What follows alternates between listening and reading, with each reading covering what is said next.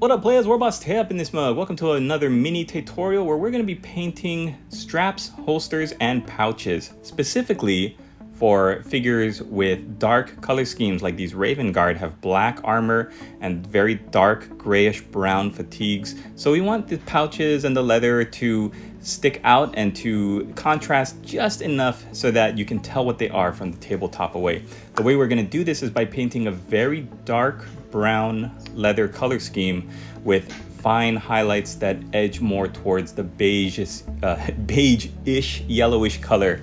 And you're gonna see what I mean. It's only 3 colors. We don't use any washes. I find myself, in my old age, steering away from washes if I can avoid it and creating the contrast using highlights more than anything else. I'll still use the occasional wash here and there, but I've been finding that just painting the way that I want to and highlighting the extreme edges will give me a good effect without having to go back, as long as I'm clean and I fix any mistakes.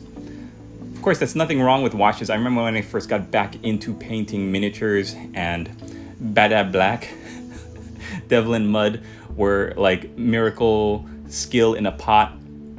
Bad Black, and I remember just using it to the point of over washing my miniatures. At this point in my life, I found that you don't need it. You can use a glaze or you can use selective washes without covering the entire model with known oil and Agrax Earthshade. All right, we want to remember when you're painting scouts, they have a lot of straps that go around the legs, especially for like the holsters, and you gotta paint the belt as well that connect the pouches to the body. So the bottom here, we're painting the boot covers.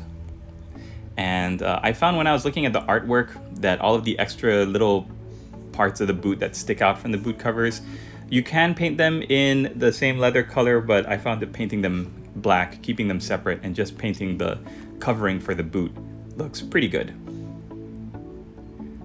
Now, these little mini tutorials I've been doing for the Space Marine Scouts, they're meant to be done in such a way that you can assembly line and batch paint your miniatures. So after I'm done with this guy, I'll move on to the other 9 in the squad. By the time I get back to him, he will be nice and dry and ready for the next color in the scheme. You're not going over, you're not doing base coats for everything. You're really doing one piece at a time for every single model. You can see I built the armor all the way up to the transfers.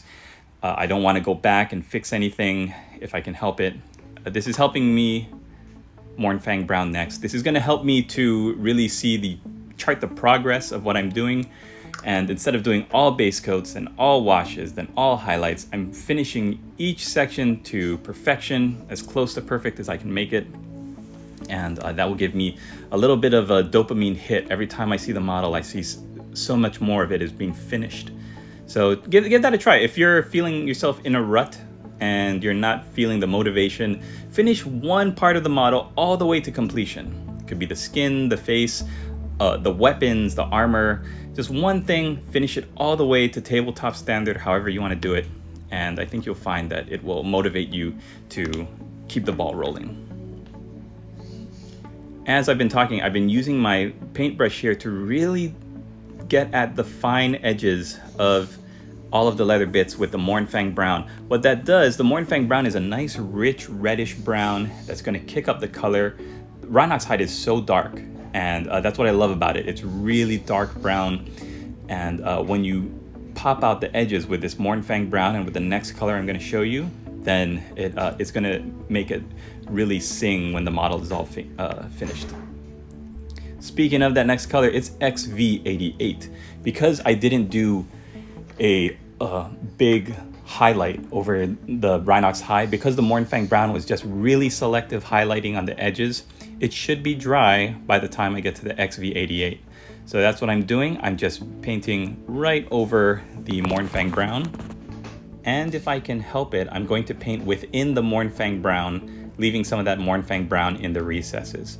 So again, you want a really fine-tipped paintbrush. And hey, have I got a deal for you guys? Click on the link below in the description. It's going to take you to Amazon, where you can get a very cheap set of nice brushes with very fine tips. If you were to get the same amount of brushes going to a paint store and picking them up one by one to your hobby store, you would be paying a whole lot more. So check it out, and thank you for doing that. It's going to be an affiliate link, so if you do decide to purchase, it would be helping out my studio. And as we finish that highlight, your model is going to look just beautiful with the brown leather pouches and holsters breaking up all of that black and dark gray. Thanks for watching, everybody. Hope you enjoyed this little mini tutorial, and we'll see you in the next one.